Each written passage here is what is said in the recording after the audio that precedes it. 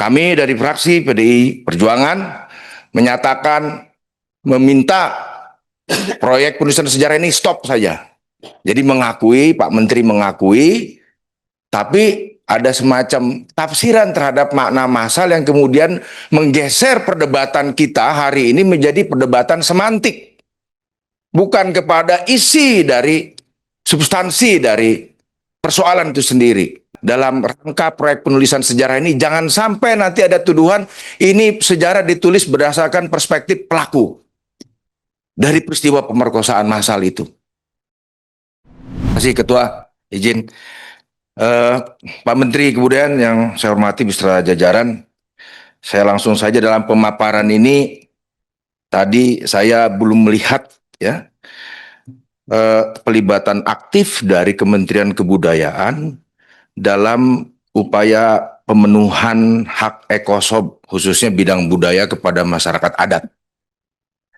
Karena banyak masyarakat adat ini yang tidak mendapatkan perlindungan terutama di wilayah-wilayah misalkan di bidang areal pertambangan ataupun perkebunan ya. Ada contoh baru-baru ini terjadi di masyarakat adat di Halmahera yang protes kemudian ditangkap tapi sudah dibebaskan. Kemudian juga ada masyarakat adat di Tikala di Toraja Utara. Jadi saya ingin melihat bagaimana peran aktif dari Kementerian Kebudayaan ini dalam mengadvokasi.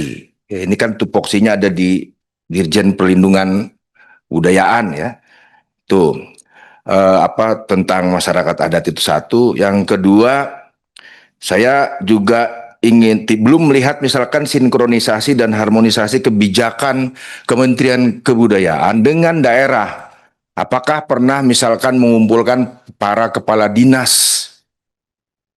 kebudayaan dari seluruh provinsi dan kabupaten? Karena kalau kita lihat kebudayaan di daerah ini seperti anak tiri, Pak Menteri. Ada yang anggarannya itu yang nggak masuk akal, nggak bisa bikin apa-apa juga. Misalkan kabid kebudayaan gitu. Itu nggak bisa bikin apa-apa juga, karena memahami kebudayaan cuma pentas tarian dan nyanyian aja. Jadi seperti I.O. jadinya. Tidak lebih mendasar bagaimana misalkan memperbaiki tata kelola kebudayaan, kemudian ekosistem kebudayaan yang merujuk kepada rencana induk pemajuan kebudayaan sesuai dengan Undang-Undang Pemajuan Kebudayaan yang sudah ditetapkan. Itu yang kedua. Yang ketiga, saya ingin menyampaikan aspirasi kawan-kawan pegiat kebudayaan, Pak Menteri, yang waktu rapat sebelumnya kita sudah bicarakan, dan ternyata sebagian dari mereka yang ikut ujian P3K malah tidak diterimanya di Kementerian Kebudayaan katanya, diterimanya di kementerian lain. Padahal buat mereka ini bukan soal pekerjaan, mereka cinta pekerjaan, bukan soal cari gaji aja. Mereka ini cinta pekerjaan kebudayaan, menjadi pegiat kebudayaan, ya. Tapi diterimanya di kementerian lain, misalkan di Kemdikti. Nah itu buat mereka jadi satu isu ya. Nah kemudian yang terakhir ya, menyambung dari pernyataan Ibu Mercy, ini saya agak khawatir ada semacam state denial on human right violation. Paling tidak ada 3 lah kategori. Pertama itu literal denial. Literal denial ini langsung mengingkari terjadinya sebuah pelanggaran HAM atau kejahatan negara terhadap rakyatnya, itu langsung diingkari. Yang kedua ada interpretative denial. Jadi mengingkari atau mengakui terjadi, tapi kemudian memberikan penafsiran yang baru yang mereduksi dampak dan penderitaan itu sendiri. Mengakui tapi ada interpretasi terhadap peristiwa itu. Jadi semacam pengingkaran juga. Atau bahkan mewajarkan peristiwa itu terjadi karena satu hal tertentu. Yang terakhir adalah implicatory denial.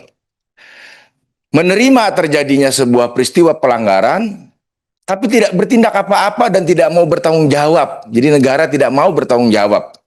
Nah, saya khawatir ya, yang terjadi belakangan ini yang beredar kemana-mana ini termasuk ke dalam interpretative denial.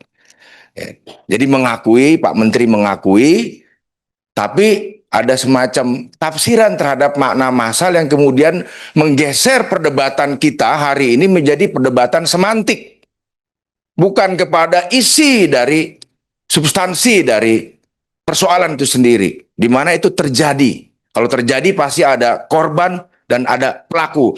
Sehingga dalam rangka proyek penulisan sejarah ini jangan sampai nanti ada tuduhan ini sejarah ditulis berdasarkan perspektif pelaku dari peristiwa pemerkosaan massal itu. Oleh karena itu, kami dari fraksi PDI Perjuangan menyatakan meminta proyek penulisan sejarah ini stop saja, dihentikan. Seperti itu. Itu dari kami, sikap kami. Terima kasih, Ketua. Wassalamualaikum warahmatullahi wabarakatuh.